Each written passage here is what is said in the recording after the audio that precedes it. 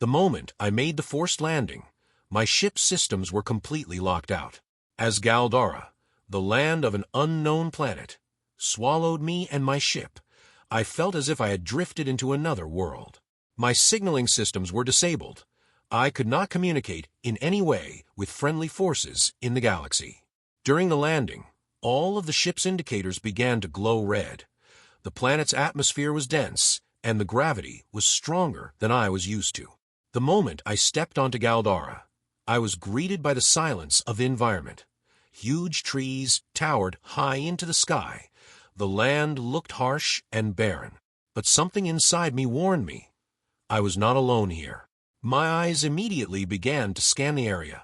I knew how quickly a reconnaissance mission could turn into a fight to the death. With my engineering and survival training echoing in my head, I quickly grabbed some vital supplies from the cargo bay outside my ship. My rifle, though it didn't have much ammunition, was at least a weapon I trusted. And of course my survival kit, which I had used many times before. But it didn't take me long to realize that things were changing fast here. A rustle from deep in the forest, then heavy footsteps. Turning my head, I saw a massive figure towering over me, an imposing woman in battle armor wielding a huge sword. Her muscles were taut, her eyes hard and sharp, as if she had just returned from the battlefield. It was obvious that this woman was the leader. "Put down your weapon," she ordered, and I was surprised to understand her language. "I am not an enemy," I said in a calm voice, but I could see in her eyes that her suspicion of me had not diminished. The woman approached slowly, her eyes studying me. "A stranger, but dangerous," she said in a low voice. Step by step I became more and more nervous, but running away or using my weapon would have been the wrong thing to do here. "I'm a pilot," I said, slowly raising my hands. "I had to crash land on a reconnaissance mission. I'm a peaceful man. I need help." The woman's face remained grave. "There is nothing peaceful on Galdara. You cannot survive without fighting." It was then that I began to understand why this planet has such a culture of war. I learned that the woman's name was Araya. She was the warrior queen of Galdara. As a leader, she was an excellent warrior. At first she saw me as a dangerous enemy, but she was intrigued by my engineering and survival skills. As I began to survey the damage to my ship, I noticed that she was watching. She was not familiar with technology, but she was watching my every move. "What happened to the ship?" she asked. "It was overloaded. Your atmosphere is very different from what we're used to," I said. "It might work if some parts were redesigned." He raised his eyebrows. "Can you find those parts?" I realized then that I had to prove myself to her. I needed local resources to assemble the ship's parts, and that would ensure my survival on this planet. I also needed to gain trust in Araya's eyes. Over the course of several days, Araya and I spent a great deal of time together, and the more I interacted with her, the more I realized that she was not only a warrior, but also a strong leader. The people of Galdara were constantly at war with outside threats, and they tried to survive using traditional fighting skills rather than technology. As the days went by, I began to learn how to deal with the dangers of the planet. Araya showed me how to protect myself from the local animals. I offered her some basic technological improvements with my engineering skills. I redesigned her combat equipment to make it more effective. Araya became interested in my help and began to trust me. One day, as I was walking in the forest early in the morning, I noticed a flash in the sky. It was then that I realized what the so-called external threat was.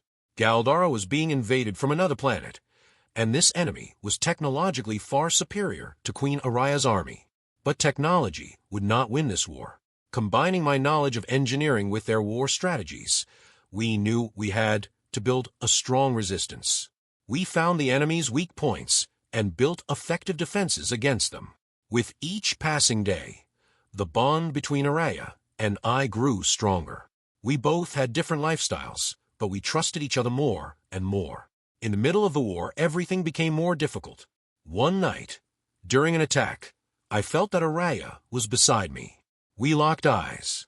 At that moment we realized that we had become closer not only on the battlefield, but also emotionally. The determination and fearlessness in her eyes was a quality befitting the leader of this planet. But that night on the battlefield, something changed. Araya's gaze became more than that of a warrior queen. It took on a deeper meaning. Until that moment, neither of us had thought of anything other than survival and the defense of the planet. But in that moment we realized that our bond was not only based on trust, but had taken on an emotional depth. For a moment, time seemed to stand still. We were both in the middle of the battle, far away from the crowds and the noise, just looking at each other. As the sounds of battle, explosions and screams echoed in the background, Araya took a step towards me. She took her hand from under her armor and lightly touched my shoulder. "This war will not end," she said in a soft but firm voice. "But you don't belong here." "I know that." I nodded. "Maybe I don't belong here, but I am here now, and we have to win this war." There was a moment of silence. Then a rare smile appeared on Araya's face. A smile that revealed the humanity that lay beneath his cold and hard exterior. "I have never seen anyone like you, Ethan. Your strength is not in your weapons or your technology, but in your heart." These words surprised me. To see the emotional side of a strong and determined leader like Araya, to be able to make a human connection even in the midst of so much war, surprised and impressed me. While I was looking for an answer to him, I was startled by a light exploding in the sky. The enemy's heavy weapons were closing in. We had reached the most critical stage of our plan.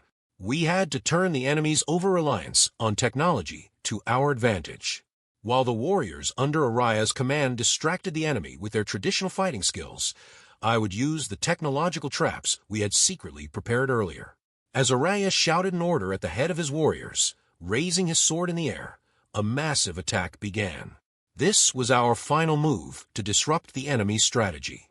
The battlefield was in chaos. We caught the enemy off guard as they mobilized to take advantage of what they perceived to be our weakness. Most of their high-tech weapons were surprisingly neutralized by Araya's forces. Meanwhile, I was working on a device to disrupt the enemy's main communications networks. If successful, the enemy would be cut off, and Araya's troops would be able to completely encircle them. As I made the final connection, I activated the system. At that moment, the enemy's communications network collapsed completely. Araya's warriors, taking advantage of the enemy's confusion, didn't know what to do and began picking them off one by one. The tide of battle began to turn in our favor. As Araya fearlessly attacked his enemies on the battlefield, I admired his leadership and fighting skills. Not only was he a strong leader, but he also impressed me with his strategic intelligence and courage. After several hours of fierce fighting, the enemy was completely routed. As the last enemy warrior fell to the ground, I realized that the battle was over. Araya lowered his sword and returned to his victorious people on the battlefield. As the warriors shouted in triumph, I felt a great sense of relief. Once again, Galdara had been saved. I went to Araya's side, our eyes locked, and I felt the bond between us deepen. Fighting side by side with him had strengthened my feelings for him and for this planet.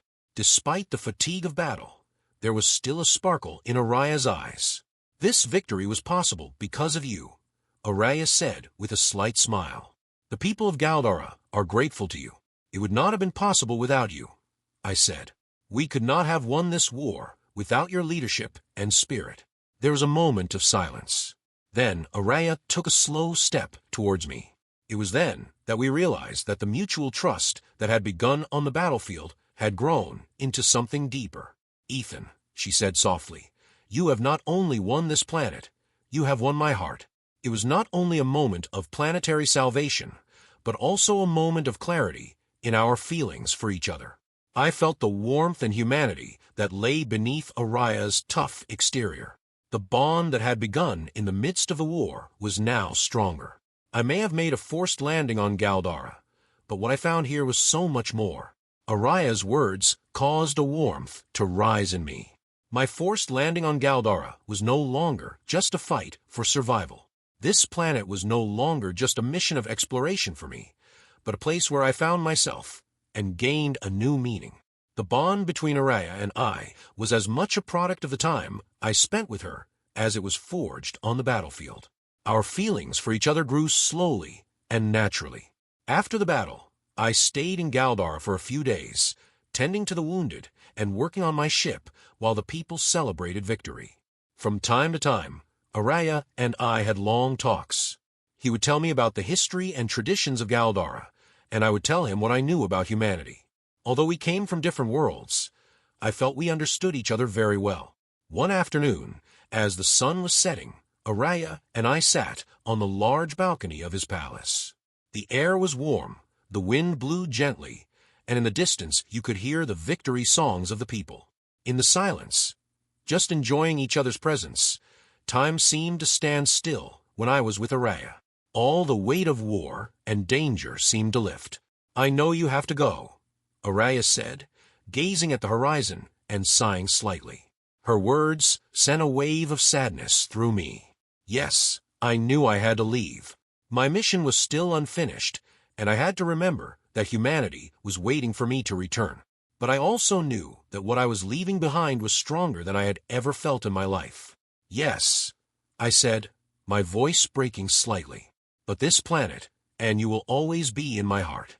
I will never forget that." Araya turned to me and looked me in the eyes with her powerful gaze.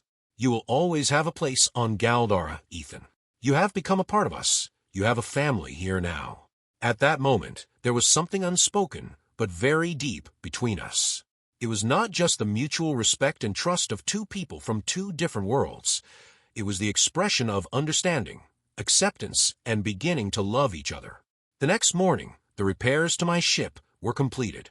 Araya and her people had gathered to see me off. Although the air still bore the scars of war, there was a sense of triumph. Araya stood before her people as a strong and determined leader, but the way she looked at me was different. It was not just the look of a queen, it was the look of a deep bond and love. "I will never forget you," I whispered. "And I you," he said, his voice light but determined. "One day our paths will cross again. I know it." As I made my way to my ship, I could hear the voices of the people behind me. On the one hand, my heart wanted to stay in Galdara with Araya, but on the other hand, I had to complete my mission and return to humanity. I tried to find a balance between the two. As my ship left the atmosphere, the image of Araya and Galdara began to shrink. There was a sadness in me, but also a new hope and purpose. Galdara had gone far beyond a mission of exploration. This planet symbolized a new beginning for me, and I knew that this story was not over. As my ship drifted deeper into space, the sight of Araya and Galdara gradually faded. I was traveling in a silent void, but the voices inside me still echoed. I forced myself not to look back, trying to concentrate on the ship's controls, but my mind kept drifting back to her, this mighty queen, and everything I felt around her. The depth of the bond that had formed between us over time left me with an emptiness I had never felt before. But my mission had to continue. There was much that humanity expected of me, a galaxy that I had more to unravel than Galdara. While my mind was occupied with my own confused thoughts, my ship's communications systems came back online. I was finally able to signal home and give my coordinates. I needed a few minutes of downtime before I began to prepare my mission report. I took a deep breath and leaned back in my seat. Just then, I was startled by a beep from the ship's control panel. It was an earlier response than I had expected. When I looked at the screen, I saw a familiar image, the command room at the epicenter. I initiated the transmission, and the face that appeared was that of my commanding officer, Captain Drayden, to whom I often reported. "Ethan, we've got your signal. Give us your status," he said coolly. "I'm fine, Captain," I said. "I had to make an emergency landing on a planet called Galdara. I had some technical difficulties during my mission, but they are now under control. I have been unable to report due to a lack of communication." "Have you gathered any information about this planet?" he asked. "Exactly," I said, taking a deep breath. "Galdara is home to a society led by female warriors and based on traditional fighting skills rather than technology. I met the planetary leader, Queen Araya, and together we repelled a hostile invasion. But the planet's technological level is quite different from ours. Captain Drayden's eyes narrowed. Queen Araya, has there been strategic cooperation between you and the planetary leader? He was trying to corner me with his questions. I could see that, but the bond between Araya and I was too deep to be described as a mere strategic alliance. But it would not be easy to explain that to the captain. Yes, there is a trust between us, I said, choosing my words carefully. His leadership and fighting skills enabled the planet to resist the invading forces. Together we formed an effective resistance. Ethan, this could be an opportunity for you, the captain said, his voice becoming more serious. This planet is strategically located at a key point on the galactic map. If we can forge an alliance with this planet in the name of humanity, we can create a new balance of power on a galactic scale. An alliance. Yes, that makes sense. Galdara's location and warlike nature could be a great advantage to humanity. But it was impossible to ignore the political intentions behind Captain Drayden's words. Araya did not deserve to be seen as a mere strategic move. She was the leader of her planet and a symbol of her people. The bond between us was too deep to be reduced to political strategy. I think an alliance with Queen Araya is possible, I said carefully. But it must be handled carefully. They are bound by their traditions and warrior honor, not by our technology. The captain was silent for a moment. Then he shook his head slightly. We'll take the chance, Ethan. Any contact you can make with Galdara will be of great benefit to humanity. Once you've submitted your report to headquarters, we'll consider the situation in more detail. Good work. After finishing the transmission, I took a deep breath, Araya's devotion to her planet and her people echoing in my mind. I understood their honor, their values, their traditions. This planet, which could be of great strategic advantage to humanity, was not just a mission or an alliance to me. Galdara and Araya meant much more with the traces they left in me. I was alone with my thoughts. As my ship moved slowly towards a humanity base, I thought about my future with Araya. Would I ever see her again? Or would our paths part here? Something inside me told me that this was only the beginning. Days had passed since I had left Galdara. When I returned to the Humanity Center, I tried to lighten the weight I was carrying, feeling more and more how strong my attachment to Araya and Galdara was. But aware of my duties and responsibilities, I submitted my report in full and fulfilled the requirements of my job. Captain Drayden and the senior officials began to look closely at the idea of an alliance with Galdara. My detailed reports made clear the strategic importance of the planet. However, I repeatedly stressed the need to respect the traditions and values of the Galdara people and Queen Araya. They were a people based on honor, not technology, and gaining their trust would require much more than a simple diplomatic agreement. One morning, I was summoned to headquarters. When I entered the room, Captain Drayden and several other senior officers were waiting for me. There was a serious look in their eyes, but at the same time it was clear that there was an opportunity. Ethan, thanks to your contacts with Galdara, we have important opportunity, Drayden said. Queen Araya has agreed to work with humanity for the future of her planet. As I heard these words, a wave of joy swept through me. Hearing Araya's decision lit a ray of hope in my heart. But Drayden's words implied that this was only the beginning. This cooperation requires more than a diplomatic alliance, he continued. Galdara is a society that relies on traditional martial skills, and so the foundations of our alliance must be laid in other ways. And to do that, we need you back, Ethan. My eyes widened. I was stunned for a moment. Back. You have formed a special bond with Queen Araya. She recognizes you as a warrior and an ally. It is you who will lay the foundation for this alliance, Drayden said. On behalf of humanity, we want you to serve as a long-term representative on Galdara. Working with Queen Araya, you can take important steps towards the security of the planet and cooperation with humanity. I was thrilled to hear this offer. Returning to Galdara and working with Araya meant a lot to me, both in terms of my duties and my emotional attachment. But it was also a great responsibility. I thought for a while, remembering Araya and Galdara, the trust the people there had placed in me, the bond between Araya and me, the times we had fought together. And I felt that this opportunity was the right step, not only for humanity, but also for my heart. I accept this mission, I said with a firm voice. "I will work in Galdara in the name of humanity and in cooperation with the people of Queen Araya." Captain Drayden nodded and smiled with satisfaction. "I'm sure of it, Ethan. You will complete this mission successfully." Months later, when I returned to Galdara, I felt that my connection to this planet had only grown stronger. Araya greeted me with great joy. From that day on, Araya and I worked together to ensure the safety of the planet and to improve her people's relationship with humanity. Their warrior spirit and honor, combined with the technology and knowledge of humanity, formed a powerful alliance. Our relationship with Araya has also gone beyond a mere political bond. Our trust and love for each other deepened with each passing day. Galdara was no longer just a duty station.